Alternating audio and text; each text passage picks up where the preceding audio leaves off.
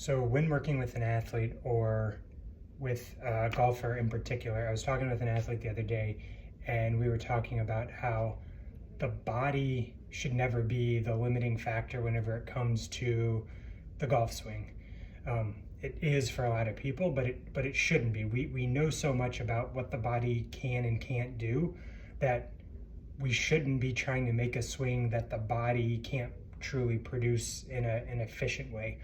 So there's an example of Matt Fitzpatrick a couple years ago. He was playing with his driver and he was using counterweights in the grip to help with swing weight. And he changed drivers, but he used this shaft from the old driver. And whenever he put the old shaft in the new driver, they didn't measure or they didn't really take into account the counterweight.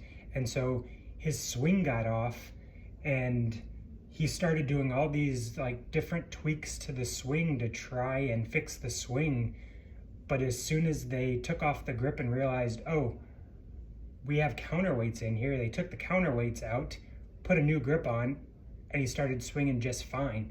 So equipment is another thing that we should never, we have all the technology. You should get your equipment tested. You should know what you're playing. You should know that your lie angles are exactly what they need to be. You don't want to toe down lie angle and then be hitting push cuts all the time and never being able to turn it over.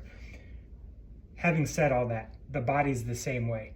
So you should know if your right hip is losing internal rotation, and that's a limiting factor whenever you're making your backswing. You should know that your thoracic spine is getting a little bit stiff.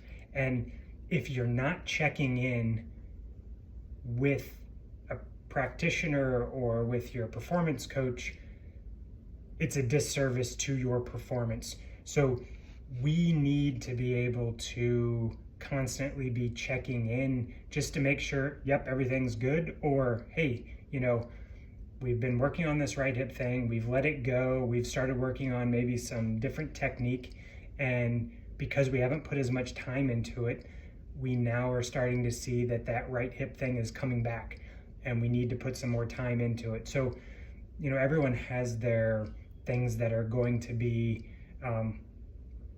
their thing that they always have to be working on. And so in this case, the right hip, we need to be making sure that we're warming up correctly. We're doing our exercises that we're able to maintain the health of the joint, and making sure that we're preventing that from being why the swing isn't producing the results that we're looking for.